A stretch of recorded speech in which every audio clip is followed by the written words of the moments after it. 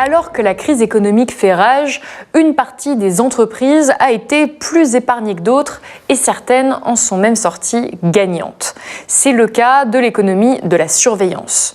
Drones, caméras, logiciels de traçage, ces entreprises investissaient hier dans la sécurité après les attentats. Aujourd'hui, elles vendent la promesse de la traque des corps malades. Comment l'économie de la surveillance tire-t-elle parti de la pandémie? C'est la question que s'est posée Olivier Tesquet. Olivier Tesquet, bonjour. Bonjour. Dans votre dernier livre publié aux éditions Premier Parallèle, État d'urgence technologique, comment l'économie de la surveillance tire parti de la pandémie. Alors, vous êtes journaliste spécialisé dans les questions numériques à Télérama. Vous êtes également l'auteur de À la trace, enquête sur les nouveaux territoires de la surveillance et co-auteur de Dans la tête de Julian Assange. Et vous publiez donc aujourd'hui ce nouveau livre. Pourquoi vous vous intéressez à ce sujet? Qu'est-ce qui vous a mis la puce à l'oreille en premier lieu pour parler de cette thématique? Alors moi, je suis arrivé dans ce métier du journalisme au début des années 2010, à l'époque où Internet était encore vu comme cette merveilleuse révolution, qu'on allait avoir une espèce de libération politique grâce à la technologie. C'était l'époque où on pensait encore, alors l'histoire a été révisée depuis, mais que les printemps arabes devaient tout presque à ces outils numériques. Et donc on avait une vision très très bienveillante comme ça de la technologie, des réseaux sociaux naissants. Et puis très très vite, en fait, dans l'année ou les 2 ans qui ont suivi, à travers un certain nombre d'événements, que ce soit la répression contre Wikileaks, que ce soit l'affaire Snowden, on s'est rendu compte à quel point il y avait une face sombre de tout ça et à quel point les États, que ce soit des régimes démocratiques, que ce soit des régimes autoritaires, s'emparaient de ces outils technologiques pour assurer la rente, quelque part, finalement, de leur pouvoir. Et donc, chemin faisant, ayant toujours eu une appétence pour ce qui est caché, dissimulé, soustrait au regard, je me suis un peu orienté vers ces questions-là. Et puis voilà, le spectre et le périmètre n'a cessé de s'élargir et de s'étendre parce que c'est des questions qui deviennent de plus en plus centrales dans la manière dont nos pays sont gouvernés. Et alors votre livre s'intitule État d'urgence technologique. Qu'est-ce que c'est l'état d'urgence technologique ? Alors l'état d'urgence technologique, bon déjà j'ai choisi cette terminologie-là parce que il aura échappé à personne qu'on vit aujourd'hui dans un environnement où c'est une terminologie, un vocabulaire qui commence à être assez tristement familier. On a eu l'état d'urgence sécuritaire après les attentats de 2015, on est maintenant sous l'état d'urgence sanitaire. Je pense que si on calculait, je pense qu'on a passé plus de temps dans un régime d'exception depuis 2015 que sous un régime normal, dont on peine d'ailleurs, finalement maintenant à se souvenir à quoi elle correspond. Et donc c'était un peu une référence aussi à ça, pour être dans cet environnement qu'on commence à connaître. Après, la différence de ces états d'urgence sécuritaires, sanitaires, qui sont inscrits quand même dans le temps et dans l'espace, enfin surtout dans l'espace, un peu moins dans le temps, parce qu'on voit bien qu'ils sont après dilués dans le droit commun, etc. L'état d'urgence technologique, il décrit finalement cette accoutumance à la fois de nos démocraties libérales, occidentales, mais aussi d'un certain nombre de pays beaucoup plus autoritaires, pour la technologie, qui est vue comme l'alpha et l'oméga, qui va permettre de résoudre tous les problèmes du monde.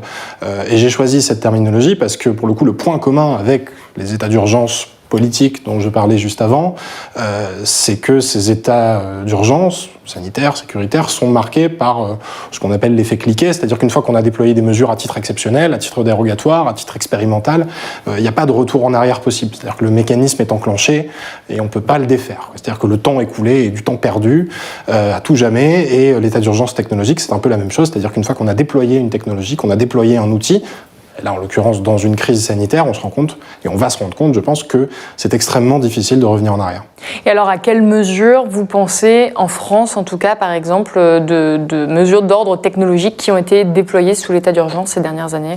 Alors on a surtout vu une accélération de dynamique qui existait déjà, c'est-à-dire tout ce phénomène un peu de militarisation de l'espace public, de la montée en régime de la vidéosurveillance qui devient intelligente, qui demain sera capable de faire de la reconnaissance faciale, voire même dans le pire des cas et dans les cauchemars un peu dystopiques de la détection des émotions, comme le marquent certaines entreprises. Ça, pour vous, c'est quelque chose qui est possible ? C'est quelque chose qui existe déjà. C'était un marché émergent, c'était des marchés sécuritaires émergents avant la crise sanitaire, et là, cette pandémie offre finalement de nouvelles possibilités à ces entreprises-là qui hier vendaient des logiciels capables de détecter ici une intrusion intrusion périmétrique, là, un colis suspect, et qui maintenant vont calculer la distance entre les personnes, le respect du port du masque, des gestes barrières, etc. Et donc, finalement, c'est les mêmes logiciels vendus par les mêmes entreprises, avec des finalités qui sont des finalités différentes. Après, la petite spécificité, je dirais quand même la nouveauté de la crise sanitaire, c'est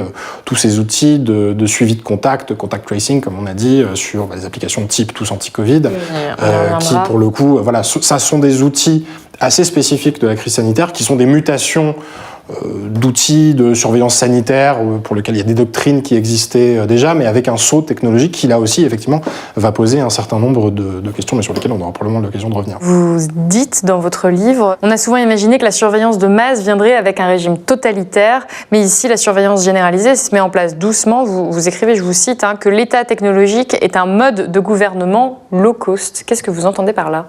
On a cette idée quand même, alors au nom de ce qu'on appelle un peu le solutionnisme technologique, c'est un chercheur qui s'appelle Yevgeny Morozov qui avait forgé cette notion-là il y a quelques années, qui est finalement la façon dont cette idéologie de la Silicon Valley, selon laquelle la technologie peut tout et la technologie doit tout, eh bien cette technologie va permettre de résoudre tous les problèmes. Et en fait, les démocraties occidentales, dans ce contexte-là, sont particulièrement sensibles à ce discours parce qu'on vit dans des pays où on le voit bien en France, où les institutions sont fonctionnelles mais sont en crise, et donc la technologie, dans ces conditions-là, est vue comme un moyen de préserver justement la rente du pouvoir, de pouvoir maintenir justement ces institutions fonctionnelles. Donc il y a une tentation très très forte de recourir à la technologie, comme il y a une tentation très très forte de recourir à la force, dans d'autres cas pour mater des mouvements sociaux ou des choses comme ça, avec parfois d'ailleurs une convergence assez nette et notable entre les deux. Et c'est low cost, et je dis que c'est low cost en tout cas parce que finalement, c'est un peu bricolé avec des bouts de ficelle. Ça s'intéresse assez peu aux finalités. On le voit avec, par exemple, les applications là qui sont déployées dans le cadre de la crise sanitaire, où on se dit que si ça sauve une vie, tant mieux. Et puis si ça sert à rien, tant pis. Ce qui me semble être une manière assez biaisée et spécieuse de présenter le dilemme face auquel on est confronté. Et donc, puisque ça s'intéresse assez peu aux finalités, effectivement, ça pose la question de la viabilité de ces outils dans une gouvernance, dans une démocratie digne de ce nom, quoi, on va dire. Mais est-ce que ces outils sont tous détenus par les États, donc les gouvernements, ou est-ce que finalement on ne met pas aussi une partie de nos libertés publiques entre les mains d'entreprises privées qui vont elles-mêmes gérer les outils qu'elles sont en train de développer ?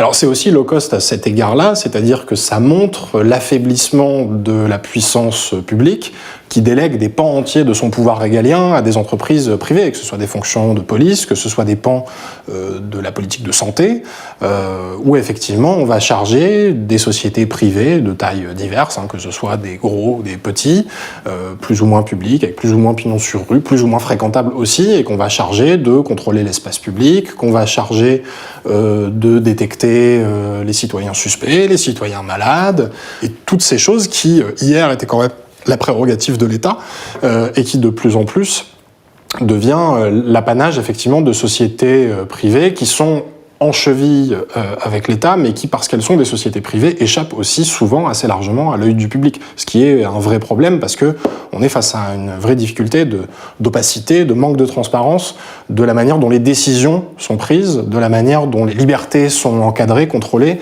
Et ça, c'est l'un des problèmes majeurs de la situation dans laquelle on est aujourd'hui. Vous prenez un exemple à un moment qui m'a interpellée. Vous rappelez que le 26 mars 2020, le patron d'Orange affirme que 20% des habitants du Grand Paris sont partis. Donc ça veut dire qu'il a accès comme ça à nos données de déplacement sur notre téléphone. Est-ce que c'est légal de tracer les habitants comme ça ? Alors, ce qui s'est passé dès le début de la pandémie, c'est qu'on a eu plusieurs... c'est comme une fusée à plusieurs étages, vraiment. C'est-à-dire que ça, c'était l'étage le moins intrusif, finalement. C'est-à-dire c'est de la collecte de métadonnées anonymisées. C'est-à-dire, on a des idées de volume... Est-ce que ça pose un problème démocratique, alors, ça, par moi, exemple ? le problème que ça pose, c'est-à-dire qu'effectivement, très vite, notamment, il y a des partenariats entre Orange et l'INSERM, donc l'agence française pour la recherche en santé publique, et donc avec cette idée que ces indicateurs de mobilité allaient permettre d'affiner la réponse politique à la crise sanitaire, parce qu'on avait un peu plus de on connaissait avec une granularité plus grande, on va dire, les déplacements des individus, et donc on pouvait ordonner en conséquence, je sais pas, peut-être davantage de lits par ici. Voilà, ça offrait plus d'indicateurs pour pouvoir gouverner. Mais moi, ce qui me frappe, ce qui a un peu échappé à l'attention du grand public à cette occasion-là, c'est que les outils qui ont été mobilisés par Orange pour mesurer cette mobilité et qui ont été utilisés par plein d'autres entreprises ailleurs, que ce soit des opérateurs télécoms ou d'autres types de sociétés, c'est que ce sont des indicateurs qui normalement sont entre les mains de divisions ou de filiales à l'intérieur de ces opérateurs télécoms qui sont chargés de revendre ces données à d'autres entreprises. C'est-à-dire c'est du B2B, hein, comme on dit dans le langage marketing, c'est des entreprises qui vendent à d'autres entreprises, et en fait ça lève un petit coin du voile sur toute cette industrie qui est l'industrie des courtiers en données notamment, et qui en fait récupère tout un tas de traces numériques qu'on émet quotidiennement, hein, parce que on est allé d'un point A à un point B, on a commandé quelque chose sur Internet, enfin on a horodaté comme ça tout un tas d'actions tout à fait anodines, mais qui mises bout à bout commencent à dire quelque chose de nous, commencent à dire quelque chose de nos modes de vie. Alors, vous avez en France et en Europe, c'est beaucoup plus réglementé qu'aux États-Unis. Aux États-Unis, c'est un peu le Far West, c'est-à-dire que chaque personne est affectée d'une note, et notamment parce que tout le monde a un score de crédit qui est un peu, pour le coup, en même temps, dans un pays de self-made men, c'est pas complètement aberrant que ce soit l'indicateur ultime pour savoir si, oui ou non, vous avez le droit d'emprunter de l'argent pour accéder à la propriété, acheter une voiture, etc. En France et en Europe, c'est beaucoup plus réglementé, mais vous pouvez avoir des idées de volume. Et donc, très vite, en fait, au début de la pandémie, en France et ailleurs, on a mobilisé ce type de données, mais qui sont des données habituellement qui échappent à l'œil du public, qui sont des données commerciales, utilisées notamment à des fins publicitaires, et qui là ont été mobilisées dans le cadre de la crise sanitaire. Mais encore une fois, ça, c'est le niveau le moins intrusif de ce qui a pu être déployé dès mars 2020. Alors, quel est le niveau juste au-dessus ? Alors le niveau au-dessus, c'est là où on rentre dans les questions qui sont plus liées à de la surveillance sanitaire telle qu'elle est pensée déjà depuis assez longtemps par l'Organisation mondiale de la santé ou d'autres grands organismes comme ça internationaux, qui est de savoir comment on fait quand on est dans une pandémie, qu'on a identifié des personnes malades et on veut s'assurer que ces personnes ne vont pas en contaminer d'autres. Ce qui nécessite du coup de prendre des mesures privatives de liberté. Donc on a eu le deuxième étage de la fusée qui était finalement d'imposer ces applications de suivi de contact avec des protocoles. Elles n'ont pas été imposées. Voilà. Alors avec des protocoles divers. Vous faites référence à l'application Stop Covid. Stop Covid, qui est devenu tous anti-Covid. Alors effectivement, ce sont des applications, en tout cas chez nous, qui sont basées sur le volontariat, avec quand même des systèmes assez incitatifs. Mais on a vu d'autres pays, je pense notamment à l'exemple de Singapour, qui a beaucoup été cité en exemple au moment où il a fallu retenir une solution. C'est-à-dire que très vite, on nous a dit, évidemment, on va faire comme la Chine, on va pas faire comme la Corée du Sud. L'exemple de Singapour nous semblait assez intéressant, après avoir dit d'ailleurs pendant quelques semaines que c'était hors de question, que c'était pas du tout notre culture, et puis finalement, il y a eu un switch un peu qui s'est opéré très très rapidement et on s'est dit que finalement on allait le faire. Or le modèle singapourien, quand on le regarde, était un modèle effectivement au départ basé sur le volontariat, dans un espace en plus qui a priori était assez propice à ce que ça fonctionne, hein, une cité-État avec une population très connectée. Singapour n'est pas une immense démocratie, mais le modèle technologique ne nous semblait pas aberrant. Et ce qui s'est passé très très vite, c'est que l'application n'a pas complètement fonctionné, donc chemin faisant, elle devient obligatoire, et aujourd'hui on se rend compte que cette application elle est utilisée par des forces de police dans le cadre d'enquêtes criminelles. Donc on voit bien les effets pervers qu'il peut y avoir avec ce type d'application qui sont sur le papier assez anodines, où il y a eu tout un tas de débats entre des chercheurs, des cryptologues, des cryptographes, etc., avec des protocoles extrêmement compliqués. On va pas rentrer dans le détail, mais pour savoir si c'est centralisé, décentralisé, qui a accès aux données, qu'est-ce qui se passe quand l'application émet une alerte, qui sont des questions techniques extrêmement compliquées sur lesquelles on a mobilisé des centaines de chercheurs, rien qu'en France, mais qui ensuite, à terme, peuvent générer des phénomènes discriminatoires parce que peut-être que si vous avez l'application, vous allez pouvoir accéder à tel endroit. Il y a déjà eu des tentations assez fortes, y compris en France. C'est-à-dire des tentations ? Le gouvernement, à un moment, a songé à imposer le téléchargement de tous anti-Covid pour pouvoir accéder à certains lieux, par exemple pour pouvoir retourner dans les restaurants cet été. Alors la CNIL avait rappelé dès le début que... La CNIL, qui est la Commission nationale de l'informatique et des libertés, qui est le gendarme un peu de la vie privée en France, qui avait expliqué qu'on ne pouvait pas subordonner l'accès à certains lieux au téléchargement de l'application. De la même manière que quand les centres de tests étaient saturés, on ne pouvait pas conditionner l'accès au laboratoire au téléchargement de tous anti-Covid. C'est pas parce que vous aviez téléchargé l'application que vous alliez avoir un coupe-fil pour aller vous faire tester plus rapidement que votre voisin. Et donc on voit que ces tentations politiques existent et que finalement le garde-fou est assez léger. Donc moi c'est une vraie crainte par rapport à ce type d'outil. D'ailleurs je me souviens que... Le garde-fou est assez léger quand même, la CNIL est intervenue. Alors la CNIL est intervenue, mais la CNIL on sait c'est une autorité administrative indépendante qui a un pouvoir qui est un pouvoir relatif, qui est un pouvoir de recommandation. Je vais prendre un exemple très récent sur les limites un peu du pouvoir de la CNIL, c'est que vous avez une société qui s'appelle Datacalab, qui au moment du déconfinement, d'abord dans les transports à Cannes, puis à la station Châtelet-Léal à Paris, avait déployé une technologie qui était capable de détecter si les personnes portaient ou non le masque. Alors on nous disait, vous inquiétez pas, c'est pas pour des objectifs de verbalisation, c'est juste pour avoir une idée du volume, voilà, de personnes qui respectent les mesures sanitaires, les gestes barrières, etc. La CNIL est intervenue très très vite en expliquant que ce type de traitement de données était illégal parce que en fait pour s'y opposer il fallait faire nom de la tête et elle a estimé que le consentement n'était pas recueilli de manière suffisamment explicite. Que s'est-il passé ? Il y a quelques semaines, le gouvernement, par décret, de manière quand même extrêmement brutale, a ravivé cette expérimentation. Et maintenant, il n'y a même plus de droit d'opposition, c'est-à-dire que on peut avoir des technologies qui vont vérifier dans l'espace public que vous portez bien votre masque, mais vous ne pouvez même plus vous opposer à ce traitement-là. Donc on voit que l'avis de la CNIL, dans ce type de conditions, et de ce type de situation, où encore une fois c'est l'urgence qui prédomine, a de vraies limites. Donc, Parce que instinctivement, quand on voit ce qui se passe à Singapour, ce que vous décrivez, on se dit ça pourrait pas arriver en France. Nous, on est trop protégés, on est le pays des droits de l'homme, on protège nos libertés publiques. Et vous, ce que vous dites, c'est que finalement, on n'est pas aussi protégés qu'on le croit. Alors on n'est pas aussi protégé qu'on le croit, mais j'ai tendance à prendre un peu le même exemple. C'est un exemple encore plus spectaculaire finalement que l'exemple de Singapour, c'est l'exemple de la Chine.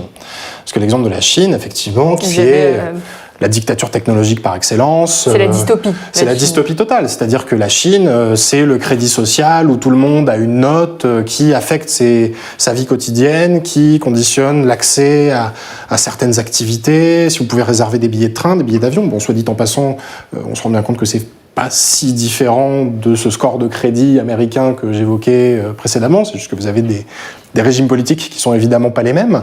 Donc on a cette image très dystopique, ce repoussoir absolu où on se dit la Chine, on veut surtout pas ça.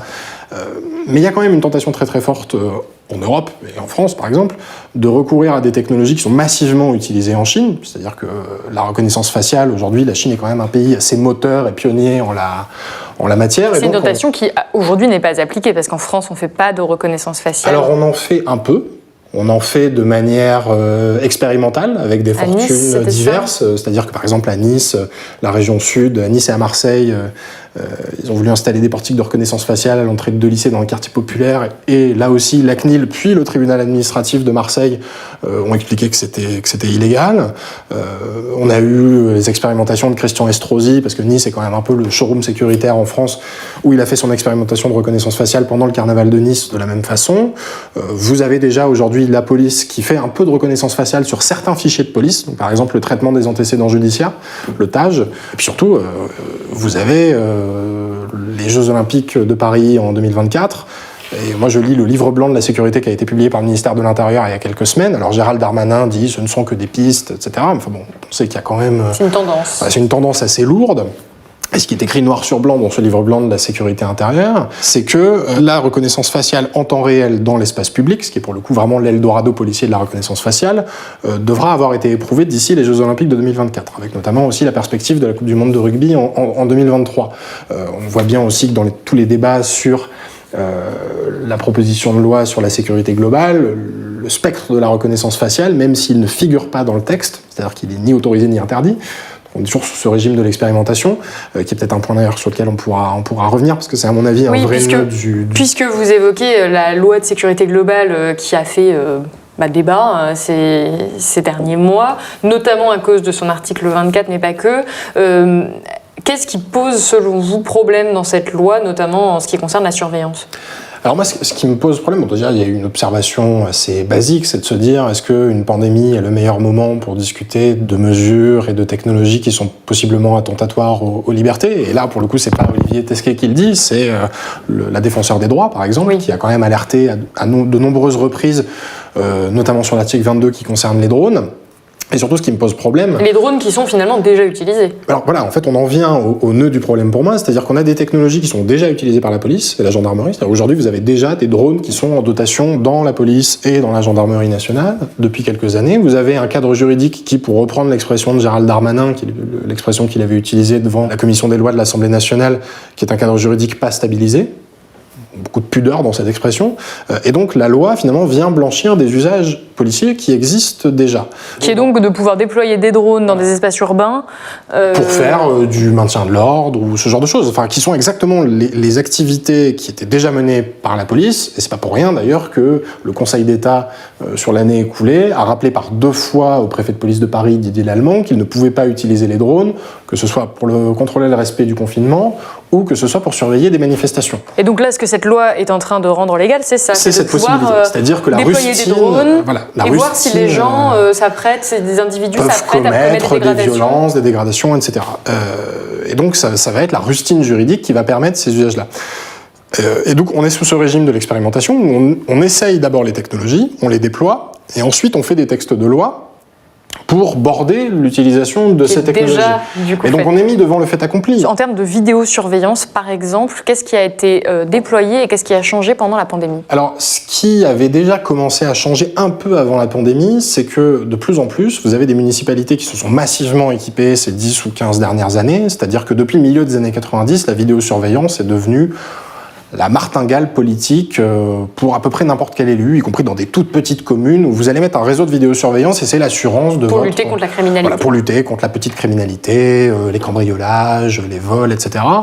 Bon, il y a eu un certain nombre d'études menées par des chercheurs, je pense par exemple aux travaux du sociologue Laurent Mucchielli sur la vidéosurveillance qui ont montré que elle faisait finalement pas vraiment chuter la petite criminalité contre laquelle elle est censée lutter. Par contre, elle solidifie, elle fortifie une économie, un secteur de la vidéosurveillance qui se porte assez bien et qui entretient des liens assez serrés, on va dire, avec la puissance publique. Et donc, comme vous avez cet équipement massif depuis quelques années, moi j'ai rencontré la situation à Marseille, par exemple, où l'adjointe à la sécurité de Jean-Claude Gaudin, sur la mandature précédente, m'expliquait, depuis 2011, on a installé un certain nombre de caméras, et en fait maintenant on a tellement de caméras dans la ville qu'on a besoin d'automatiser le traitement de ces images, et donc on a besoin de vidéosurveillance intelligente qui vont être, avec des caméras qui vont être capables de détecter elles-mêmes un certain nombre de situations suspectes. Sauf que quand vous mettez une couche d'intelligence artificielle sur des images de vidéosurveillance à des fins policières, c'est pas seulement un changement d'échelle, quoi. C'est-à-dire on change complètement de paradigme. Et ce que fait la crise sanitaire dans ces conditions-là, c'est qu'elle offre le prétexte parfait finalement pour banaliser l'utilisation de ces technologies-là. C'est-à-dire que quand je parlais tout à l'heure de cette entreprise Datacalab qui avait déployé ses outils à Cannes et à Châtelet-Léal pour vérifier que les gens portaient bien le masque, c'est beaucoup plus facile de faire accepter cette technologie. Alors, pour reprendre ce terme horripilant d'acceptabilité qu'on entend à toutes les sauces depuis des mois, sur l'acceptabilité des mesures, des technologies, etc., c'est beaucoup plus facile de le faire dans un contexte sanitaire avec une technologie qui serait capable de détecter si les personnes portent ou non le masque que de dire on va vous déployer demain de la vidéosurveillance intelligente qui va s'assurer que vous n'êtes pas un terroriste en puissance quand vous montez dans le bus. Et donc le levier sanitaire est finalement beaucoup plus fort que le levier sécuritaire. On est passé d'une situation où pendant 30 ans on nous a martelé que la sécurité était la première des libertés, quelle était la condition d'exercice de toutes les autres, et maintenant c'est la santé qui devient la première des libertés, et on se rend compte que cette injonction-là, à être encore en bonne santé finalement, est beaucoup plus forte que l'injonction sécuritaire. Donc la pandémie agit comme cette espèce d'accélérateur qui va faciliter la banalisation de ces outils-là. Et encore une fois, quand la pandémie... Parce que les populations acceptent plus facilement d'être surveillées si c'est pour leur santé ? Je pense que les états d'urgence dont on parle, ils sont cumulatifs. C'est-à-dire que l'état d'urgence sécuritaire qui était d'abord exceptionnel, qui a été prorogé 6 fois, puis qui ensuite a été fondu dans le droit commun, en fait, du coup, il est toujours là. C'est-à-dire qu'il a été fondu dans le droit commun, mais on vit toujours sous un état d'urgence sécuritaire un peu permanent. Et on a donc ce que j'appelle, mais on pourrait l'appeler de plein d'autres façons, cet état d'urgence technologique. On a toutes ces couches comme ça qui se superposent comme un qui restreignent nos libertés publiques. Qui restreignent nos libertés, mais qui nous anesthésient aussi beaucoup. C'est-à-dire que c'est très difficile de s'organiser. Bon, déjà, c'est très difficile de s'organiser quand on est quand même tous un peu cloîtrés chez soi avec impossibilité de sortir. Hein. C'est pas facile de s'organiser dans ces conditions-là. Mais ça anesthésie beaucoup notre notre esprit critique, notre capacité pour nous opposer à un certain nombre d'outils qui, là, sont déployés encore une fois dans l'urgence, avec cette promesse que tout ça n'est que temporaire et que tout ça sera bientôt derrière nous. On n'arrête pas de parler du monde d'après. Moi, ce que je vois, c'est que ces technologies qui étaient déjà un peu les technologies du monde d'avant, c'est l'assurance, justement, qu'il n'y ait pas de monde d'après, quoi. C'est-à-dire que c'est vraiment l'impossibilité de pouvoir se projeter dans un horizon un peu désirable. On est condamné à l'inéluctabilité de ces technologies, mais qui sont imposées, encore une fois, alors, vous parlez juste, à feu assez doux. Vous parlez d'horizon désirable. En quoi est-ce que c'est indésirable d'avoir cette omniprésence de la technologie? Est-ce que ça n'apporte pas aussi finalement de bonnes choses comme pas moins de criminalité, mais là une plus grande cohérence au sein de la population pour essayer de maîtriser la pandémie? Est-ce que par exemple ça pourrait pas faire en sorte qu'on puisse plus rapidement retrouver notre vie d'avant parce que voilà, on est surveillé, parce qu'on sait qu'une partie de la population pourra rester chez elle quand elle est contaminée, parce qu'on saura qui, comment.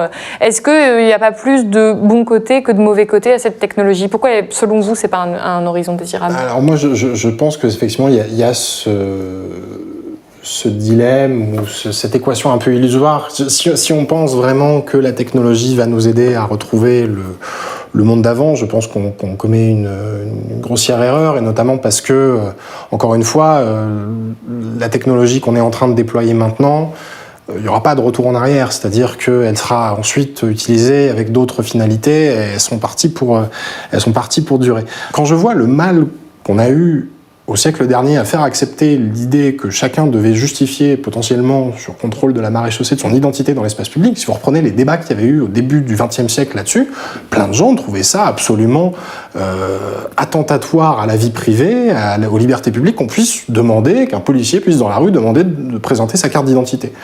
Aujourd'hui, on imposerait la reconnaissance faciale de manière tout à fait normale, fluide, etc.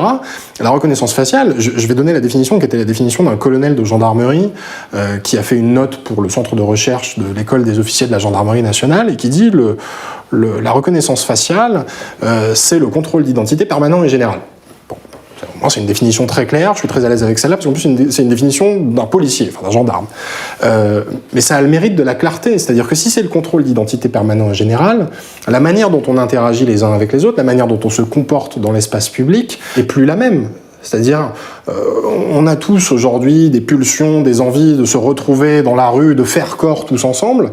Ces technologies me semblent préconiser tout l'inverse. Ce que permettent ces technologies, qui sont contrôlées à distance depuis des centres de contrôle, aujourd'hui on appelle ça des CSU, donc vous avez des caméras partout dans la ville, et puis vous avez un centre de supervision urbain, où vous avez des écrans, vous avez des policiers derrière qui observent les images, et c'est une grande boîte noire. C'est une grande boîte noire sur laquelle vous n'avez pas de visibilité. Et donc, parallèlement et concomitamment au fait que dans l'espace public, il n'y ait plus d'angle mort, ces dispositifs-là, eux, deviennent assez invisibles et on n'a plus de prise sur eux. Et ça, pour le coup, ça me semble être une évolution de la société qui me semble assez mortifère. D'autant plus qu'on fait rentrer, encore une fois, un certain nombre d'acteurs privés, dont certains soulèvent quelques questions. Quel danger ça pourrait poser dans le pire des cas ? Est-ce qu'on pourrait arriver à un scénario à la chinoise, à la Black Mirror, où on est vraiment tous surveillés, où nos libertés publiques sont complètement anéanties, où on n'a plus aucune possibilité d'opposition politique? Je ne crois pas du tout à la vision orwellienne de la technologie, ou en tout cas où on aurait un Big Brother qui nous observe tous. Je crois qu'on est dans une imposition beaucoup plus douce, et une imposition beaucoup plus douce parce qu'on participe assez largement à ces dispositifs-là. D'ailleurs, quand vous émettez un discours critique sur la reconnaissance faciale, les drones, etc., on vous explique, bah oui, mais vous donnez vos informations personnelles à des grandes plateformes, vous utilisez un certain nombre d'outils dans votre vie quotidienne et ça vous pose aucun problème. Et quand on me demande s'il faut davantage craindre la surveillance de l'État ou la surveillance des entreprises privées, moi ce que je crains surtout, c'est l'alliage entre ces deux surveillances-là, c'est-à-dire que la surveillance par des entreprises privées qui peut servir ensuite des appareils d'État. Donc ça me semble être être un vrai danger. Et encore une fois, dans cet environnement surveillant où on est tous un peu participants et où la température de la marmite finalement se réchauffe, on se comporte plus tout à fait de la même manière les uns avec les autres. Mais je crois en la nécessité d'un discours technocritique face à l'espèce de vague qu'on a comme ça face à nous et où les technologies s'imposent à des cadences toujours plus rapides, sans aucun débat au fond, sans aucun débat sur leur légitimité. Et ça me semble assez dangereux encore une fois. Et pour revenir à des questions plus économiques, vous l'évoquiez tout à l'heure, vous craignez une forme de collusion entre l'appareil étatique et ces entreprises privées qui détiennent aujourd'hui des données considérables, parce que quand vous me parlez de votre téléphone qui est dans la pièce d'à côté, c'est avant tout à des entreprises privées que vous avez donné vos données, justement. Comment ce serait possible d'un point de vue économique ? Est-ce qu'il y a des intérêts économiques qu'on ne connaîtrait pas derrière tout ça ? Par exemple, là, si on résume tout ce que vous avez évoqué depuis tout à l'heure, on parle d'applications, de vidéosurveillance, de reconnaissance faciale, de logiciels de traçage, tout ça, ça coûte cher, ça doit représenter une part conséquente de l'économie. Est-ce qu'il y a des intérêts économiques cachés derrière l'agenda politique qui vise à imposer ces technologies dans l'espace public ? Alors je ne sais pas s'ils sont cachés, ces intérêts économiques, mais en tout cas, il y en a. Moi, je me souviens, peu de temps avant la pandémie, à l'hiver 2019, je suis allé, comme tous les 2 ans, sur un salon qui s'appelle Millipol, qui est un grand salon de l'armement qui se tient au parc des expositions de Villepinte, et où vous pouvez acheter des chars d'assaut et vous avez des flics en civil qui posent une RTT et qui viennent essayer des gros flingues. Et puis vous avez tout un tas de sociétés qui vendent des technologies de surveillance en tout genre, etc. Et moi, ce qui m'avait frappé, c'était qu'en fin 2019, ce qu'on voyait vraiment partout, sur tous les stands, c'était la Safe City. C'était la ville sûre. Et la ville sûre, donc après des années où on a eu le paradigme de la Smart City, la ville intelligente, où on va rationaliser les transports, on va faire des économies d'énergie, on va fluidifier la circulation des individus, etc., qui étaient un peu des villes idéales, comme ça, des monades. Et ça a été complètement remplacé par l'idée ou l'idéologie de la Safe City, qui est finalement la même chose, mais avec un gros vernis sécuritaire, et où donc vous avez des capteurs, des caméras, etc., qui vont permettre de contrôler un espace urbain qui est un espace urbain qui est forcément peu sûr. Et quand vous écoutez par exemple des industriels de Thales, c'était une grande entreprise française, ils vous expliquent que le devenir urbain, parce que vous allez avoir une partie exponentielle de la population qui va vivre dans des villes, et que vous aurez 75% de la population mondiale qui vivra dans des villes, et donc dans ces conditions-là, les villes vont être peu sûres, et donc on aura besoin de technologies pour amener la police à l'intérieur de la police, on va dire. Et donc on voyait déjà cette idée-là qui infusait, et maintenant qu'on est dans un environnement, enfin en tout cas dans une longue séquence pandémique où on voit bien que la question de la circulation des individus est quand même une question qui occupe beaucoup la puissance publique, que ce soit chez nous ou ailleurs, cette idéologie-là me semble sortir assez fortifiée de la crise sanitaire qu'on est en train de traverser. Et puis après, j'ai des exemples en tête qui sont des exemples très précis. Je vois une entreprise américaine comme Palantir, par exemple, qui est donc une entreprise qui a été créée en 2003, après les attentats du 11 septembre, grâce au fonds d'investissement de la CIA qui s'appelle In-Q-Tel, qui donc a été fondé avec une vraie optique de lutter contre le terrorisme, qui a très tôt travaillé avec les services de renseignement américains, des forces de police, qui travaille aussi avec la DGSI en France, donc le renseignement intérieur depuis les attentats de 2015, qui travaille aussi beaucoup avec de grandes entreprises, en France et à l'étranger, que ce soit Airbus, de grandes banques, etc., pour optimiser leur chaîne de montage, rationaliser les coûts, etc. Et Palantir, qui a passé des années à perdre de l'argent, alors on perd toujours un peu, mais a augmenté son chiffre d'affaires de 35% sur l'année 2020, a été introduit en bourse après des années de rumeurs et de bruissements qui annonçaient cette introduction, et surtout a profité de la crise sanitaire pour mettre la main sur des marchés qui sont quand même des marchés assez cruciaux. Alors en France, on leur a fermé la porte au nez, ils ont approché la PHP, donc l'assistance publique des hôpitaux de Paris, pour traiter les données hospitalières, et on leur a dit merci mais non merci, notamment parce que le contrat avec la DGSI satisfait pas tout le monde en France pour des questions de souveraineté, mais ils sont allés toquer à la porte au Royaume-Uni. Et là, le NHS, qui est le système de santé publique britannique, leur a ouvert grand les portes. Donc ils ont signé un premier contrat à une livre symbolique, puis un autre contrat 2 mois plus tard pour 1 million de livres, et finalement, l'hiver dernier, ils ont signé un autre contrat pour 23 millions de livres, et en fait, ils développent des outils qui vont permettre Alors au NHS, de mieux mesurer, on va dire, à la fois les indicateurs là, dans l'urgence, les indicateurs hospitaliers, médicaux, etc. Et puis demain, d'utiliser les données de santé pour faire de l'innovation, etc. Sauf que... Qui sont les bénéficiaires de cette diffusion si vous en parlez avec Palantir, ils vont vous dire mais les bénéficiaires, ce sont les États avec qui on traite, ce sont les entreprises avec qui on traite, et toutes les informations qui vont sortir de ce grand travail, de cette grande moulinette qu'on leur propose, c'est pour leur bénéfice. Or, c'est pas tout à fait ce qui se passe. C'est-à-dire que, par exemple, il y a quelques années, il y a eu un différend entre la police de New York et Palantir pour... la police de New York a souhaité casser le contrat, dénoncer le contrat, changer de prestataire, parce que ça coûtait cher, que je n'étais pas forcément très satisfait. Et quand ils ont voulu dénoncer le contrat, ils ont demandé à Palantir de leur fournir toutes les données qu'ils avaient. Alors, le problème avec Palantir, c'est pas l'accès aux données, c'est pas un modèle de GAFA, c'est-à-dire qu'il n'y a pas de prédation d'informations qui ensuite seraient en leur possession. Ils n'ont pas les données médicales.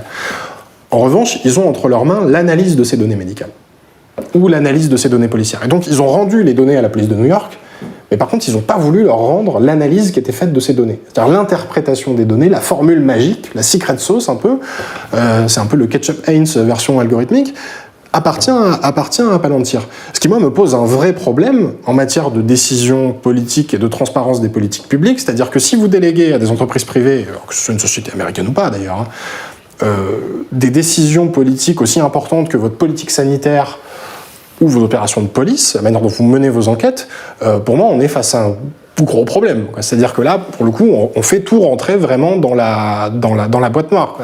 Et on ne connaît pas la recette qui permet d'aboutir à tel ou tel résultat. L'éthicien italien Michel Loy, qui a travaillé à l'OMS, à la doctrine de surveillance sanitaire, alerte, je cite, « Nous sommes confrontés à la plus grande menace sur les libertés de notre génération ». Concrètement, quelles libertés sont menacées, notamment en France, par ce déploiement technologique ? Moi, les deux normes qui sont finalement des normes assez fragiles et que je vois immédiatement menacées par la pandémie, c'est le secret médical et la vie privée. Le secret médical est une norme assez fragile parce que, en faisant mes recherches pour le livre, j'ai découvert que au siècle dernier, le New York Times publiait encore en page intérieure le nom et l'adresse des personnes qui étaient infectées par la polio. Je me suis dit, qu'est-ce que ça donnerait à l'heure des réseaux sociaux si on publiait en page intérieure d'un grand quotidien national le nom et l'adresse des personnes infectées par le Covid. Je pense qu'on aurait probablement des effets de foule pas forcément très sympathiques. Et puis l'autre norme, c'est la norme de la vie privée, qui est une invention juridique assez récente, assez floue finalement. Il n'y a pas de définition extrêmement claire de la vie privée. Or, on sort de plusieurs années où finalement les gens se disaient si j'ai rien à cacher, il n'y a pas de problème. C'est ça. Mais alors, on nous disait, c'est par exemple ce qu'on a beaucoup entendu après l'affaire Snowden, où on disait les services de renseignement ils s'intéressent aux individus méchants et moi je suis un gentil donc je n'ai rien à craindre. Moi face à ça j'aime beaucoup la formule d'une chercheuse américaine qui s'appelle Shoshana Zuboff qui a écrit un gros pavé sur le capitalisme de surveillance qui est une notion qu'elle a contribué à forger et elle dit si vous n'avez rien à cacher vous n'êtes rien. C'est très c'est un peu asséné comme ça et c'est un peu brutal, mais je crois que ce qui nous menace avec ces technologies-là, si on a une vision assez maximaliste, et je pense que c'est bien d'avoir une vision assez maximaliste, parce que les promesses marketing de ces technologies sont des visions maximalistes, donc on peut tout à fait envisager des scénarios qui sont des scénarios inquiets. Moi je pense que la peur est pas forcément mauvaise conseillère en matière de technologie, il faut juste réussir à transformer l'angoisse en une peur qui peut ensuite permettre d'actionner des réflexions, un esprit critique, etc. Et dans ces conditions-là, moi ce que je crains, c'est que on ait effectivement des mesures de police prédictive, par exemple, ou qu'on ait des discriminations amplifiées par la technologie. Alors sur la police prédictive, c'est déjà, encore une fois, des choses qui sont un peu à l'œuvre, qui sont expérimentales aujourd'hui, mais si vous décidez d'analyser de grandes quantités de données, ensuite vous allez pouvoir déterminer quelle zone est plus criminogène que telle autre. On a eu des expérimentations de ce type aux États-Unis. Un certain nombre d'ailleurs ont été abandonnées parce qu'on s'est rendu compte que soit elles ne marchaient pas, soit elles amplifient des phénomènes discriminatoires, c'est-à-dire que si vous faites la même chose en France, vous allez peut-être vous rendre compte que finalement les zones les plus criminogènes sont déjà les zones où vous avez le plus de contrôle arbitraire de police, de contrôle au faciès, etc. Et on en vient du coup au deuxième effet, c'est-à-dire que si demain la technologie risque de créer des classes de citoyens, soit en fonction de nos habitudes, nos modes de vie, un peu sur le modèle chinois. Moi, je pense que le crédit social à la chinoise... Alors, on est immunisé, a priori, contre le régime politique chinois. Je pense pas du tout qu'on vive en dictature. Encore une fois, on est une démocratie avec des institutions à peu près fonctionnelles, qui se mais il y a quand même très bien. Certaines personnes qui parlent de possibles dictatures sanitaires, par exemple. Mais ce sont des mots qui reviennent, et surtout, ce que ça traduit, c'est une défiance très très forte de la population vis-à-vis de la parole politique, de la puissance publique. Donc, il faut pas l'éliminer d'un revers de la main, mais surtout, on voit que cette intrication entre le public et le privé est de plus en plus forte. Alors encore une fois, on a des garde-fous qui sont plus puissants et plus efficaces en Europe et en France qu'aux États-Unis, par exemple. Mais si on regarde ce qui se passe aux États-Unis, moi, j'ai pas envie d'une société dans laquelle, suivant ce que vous avez commandé sur Internet, suivant la façon dont vous vous alimentez, va ensuite avoir un impact sur la note que vous donne une compagnie d'assurance qui va ensuite décider de vous coller un malus parce que vous avez du mauvais cholestérol. Or, c'est précisément ce qui est en train de se mettre en place. Aux États-Unis, vous avez des gens qui souffrent d'apnée du sommeil, qui doivent porter un masque pendant la nuit. Ces masques sont connectés. S'ils ne respectent pas l'observance thérapeutique, s'ils ne mettent pas le masque comme il faut, aux heures qu'il faut, le temps qu'il faut, etc., bien la compagnie d'assurance ne les rembourse plus. Et j'aime bien cette image de l'observance thérapeutique parce que je crois que la technologie contemporaine, le monde dans lequel on vit aujourd'hui, est beaucoup gouverné sous ce régime-là. C'est-à-dire que vous n'aurez pas de problème si vous respectez l'observance thérapeutique, si vous suivez bien la notice, que vous prenez bien la petite pilule à heure dite, donnée, etc., et que vous respectez bien les instructions de l'ordonnance, il n'y aura pas de problème. Mais si vous décidez de faire un pas de côté, si vous décidez d'avoir un autre mode de vie, ok, mais vous serez pénalisé. Il y aura des choses que vous n'aurez peut-être pas le droit de faire, ou qui seront plus compliquées, où l'accès sera moins facile. Et ça, pour le coup, ça me semble être un horizon qui n'est pas complètement fantaisiste. C'est un horizon dystopique, ça c'est certain. Et ce monde-là, moi, me donne pas très envie. Quand je vois une société israélienne comme NSO, qui est une grosse société israélienne qui vend des logiciels espions à des régimes peu recommandables pour surveiller des opposants politiques, des journalistes, des militants des droits humains, et qui, à la faveur du coronavirus, démarche tout un tas de régimes occidentaux, mais démarche aussi le gouvernement israélien, sachant qu'il y a des liens très très forts avec le ministère de la Défense, pour vendre un tableau de bord qui permettrait de calculer un indice de contagiosité des individus en fonction de leur mode de vie, des endroits où ils sont allés, et ensuite du coup de répercuter une note qui peut avoir un impact sur la manière dont on a le droit ou non de circuler. Moi ça m'effraie. C'est-à-dire que demain on aura peut-être des régulations vraiment tout à fait à la carte en fonction de nos habitudes de consommation, nos modes de vie, et ça me semble être un univers, encore une fois, et un horizon pas très enviable, quoi. Et pourtant, c'est la pente sur laquelle on est doucement, vous le dites, en train de glisser, notamment avec la loi de sécurité globale qui semble rendre plus importante la vidéosurveillance, qui a intérêt à ce qu'on s'engage dans cette forme de dystopie. Moi, je vois qu'aujourd'hui, il y a une offre qui rencontre une demande. C'est-à-dire qu'on a une demande jamais rassasiée de sécurité d'un côté, parce que, encore une fois, une partie de la population, une demande de la puissance publique, je pense. Que ce soit le gouvernement, que ce soit des collectivités locales, on a un besoin de sécurité. Mais à des fins électorales. Auquel est adossé ce fameux sentiment d'insécurité qui justifie toutes ces politiques sécuritaires. Et donc, pour contrer ce sentiment d'insécurité, on va offrir un sentiment de sécurité permis par les caméras, les drones, la reconnaissance faciale, tout un tas d'outils qu'on pourra déployer à ces fins-là. Donc on voit qu'on a déjà un intérêt politique à déployer ce type de technologie. On a des élus qui ont fait carrière là-dessus, qui continuent à le faire. Bon, je pense évidemment à Christian Estrosi parce que c'est l'exemple le plus caricatural, mais on a plein d'exemples ailleurs. Bon, les élus du Sud-Est, il y en a pas mal qui sont sur cette ligne-là. Éric Ciotti, quand même, dès qu'il ouvre la bouche à l'Assemblée, c'est quand même pour toujours réclamer plus de sécurité, croiser des fichiers, mettre des caméras partout, comme si ça allait tout résoudre. On se rappelle quand même à toutes fins utiles que après les attentats de Charlie Hebdo, Christian Estrosi avait dit « Moi, à Nice, avec toutes les caméras qu'on a, les frères Kouachi auraient jamais passé 3 carrefours ». Or, tristement, et je suis loin de m'en satisfaire, mais il y a un camion qui ensuite a déboulé sur la promenade des Anglais quelques mois plus tard, donc on voit bien que cette technologie qui serait présentée comme une digue infranchissable, c'est pas tout à fait la réalité, donc on a cet intérêt politique, et puis de l'autre, il y a un intérêt industriel. Il y a un intérêt industriel parce qu'on a des entreprises qui sont assez motrices, et je pense que dans les années qui viennent, on aura une demande très très forte de la puissance publique pour expérimenter la biométrie, la reconnaissance faciale, etc., parce qu'on a des champions français. Qu'on a des champions français comme Thales, comme Idemia, qui est moins connu, mais qui est aussi un gros acteur du secteur, et qu'il faut permettre à ces entreprises de gagner des marchés, non seulement en France, mais aussi à l'étranger, en se disant, si c'est pas nous qui le faisons, de toute façon, ce sera d'autres entreprises, et ce sera les Chinois, ce sera les Israéliens, ce sera les Américains, et ce sera ces pays-là avec les modèles qu'ils ont. Modèle américain qui est un modèle quand même de prédation des données, modèle chinois qui est un modèle de prédation des libertés, et modèle israélien qui est un panachage, on va dire, un peu des deux.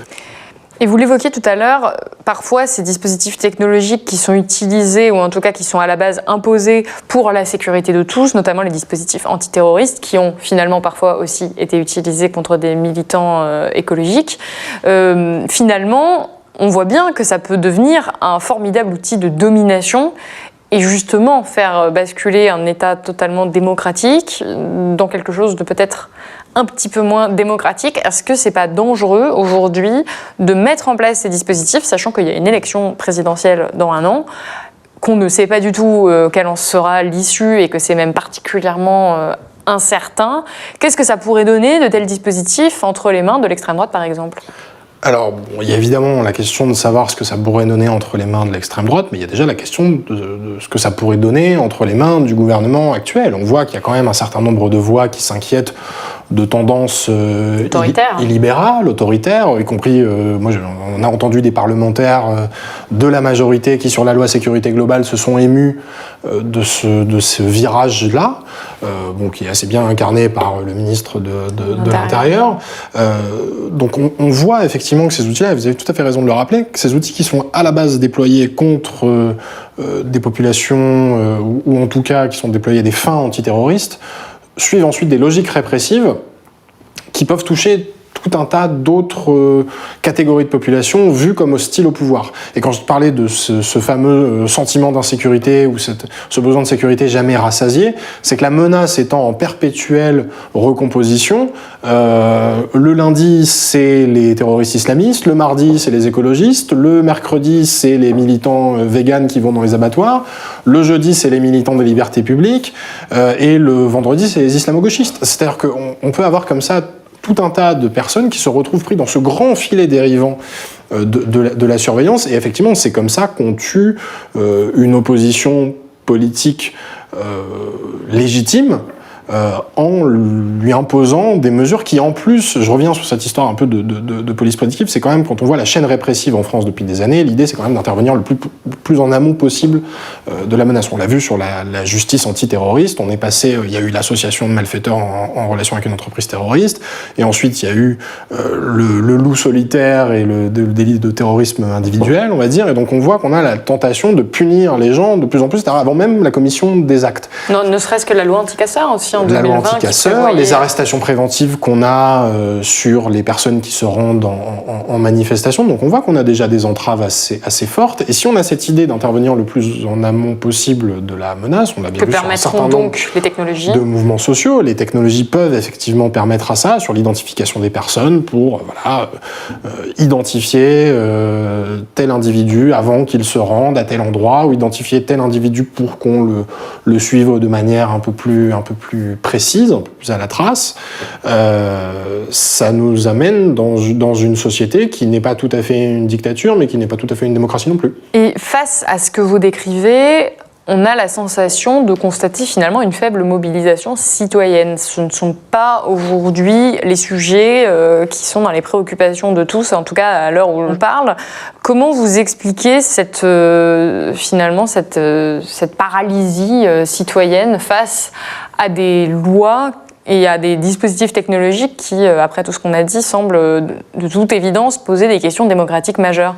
Alors, je pondérerais peut-être un tout petit peu ça en se disant quand même que je sens, peut-être depuis la crise sanitaire notamment, une plus grande conscience dans la population de ces enjeux-là, de la nécessité de se mobiliser contre des textes, par exemple, liberticides. Quand je vois la mobilisation assez panoramique, on va dire, contre la loi sécurité globale, avec des associations un peu les habituelles, mais aussi des magistrats, des personnes de la société civile, etc. Donc on voit que ça rassemble quand même pas mal de personnes. Moi, j'avais pas vu vraiment de mobilisation comme ça sur les libertés publiques depuis le fichier Edwige il y a une dizaine d'années. Donc, le fichier Edwige qui permettait le fichage politique de n'importe quelle personne de plus de 13 ans en France, à peu près, pour résumer très sommairement.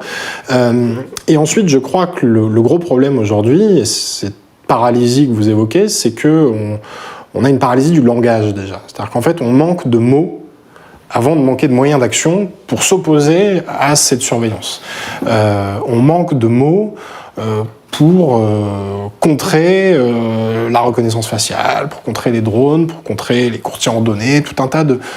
Il y a une espèce d'atrophie du vocabulaire comme ça qui nous aide pas déjà à poser le diagnostic et à penser la situation dans laquelle on vit. Parce que si on n'est pas capable de nommer le mal, c'est particulièrement difficile de le combattre et de trouver les clés pour ne serait-ce que s'asseoir autour d'une table et en discuter collectivement ou savoir quelles orientations techniques on veut donner à la société. Cette paralysie du langage, en plus, elle est renforcée par le fait qu'un certain nombre de ces acteurs échappent quand même assez notoirement à l'œil du public, ne sont pas connus. Et donc, dans ces conditions-là, si on n'a pas les mots pour identifier tous les acteurs de cet écosystème et qu'en plus de ça, on manque d'un champ lexical qui puisse nous offrir un horizon un peu plus désirable et proposer des alternatives, ça devient particulièrement difficile. Donc, c'est pour ça que je crois assez fort à la mobilisation du langage, de sortir justement de cette idée très orwellienne de Big Brother, parce que finalement tout ça est assez grossier et permet pas, à mon sens, de penser vraiment la situation dans laquelle on vit aujourd'hui, pour essayer d'élaborer une langue, quelque part, qui permette de contrer cette langue sécuritaire, qui, elle, est très présente, a largement infusé l'espace politique, alors d'abord à droite, puis ensuite à gauche, parce que la sécurité première des libertés, ça a commencé avec Perfit à la toute fin des années 70, avec la loi sécurité et liberté, justement. Aujourd'hui, ça a infusé complètement à gauche, et pour n'importe quel candidat en campagne, c'est devenu rituel, il faut dire, à un moment ou à un autre, la sécurité est la première des libertés. Donc on voit, c'est une langue... très très forte, c'est un rouleau compresseur, mais je serais très intéressé à l'idée de lire des travaux comme ça de chercheurs sur la formation de cette langue technocratique et sécuritaire, un peu de la même façon que Klemperer avait documenté cette langue nazie avec la LTI. Le parallèle, on va me dire que c'est un point Godwin, mais je crois qu'il y a un vrai enjeu autour du langage. Et face à cette langue sécuritaire, encore une fois, nous on a peu de choses à opposer, hormis quelques grognements. Écoutez, merci beaucoup.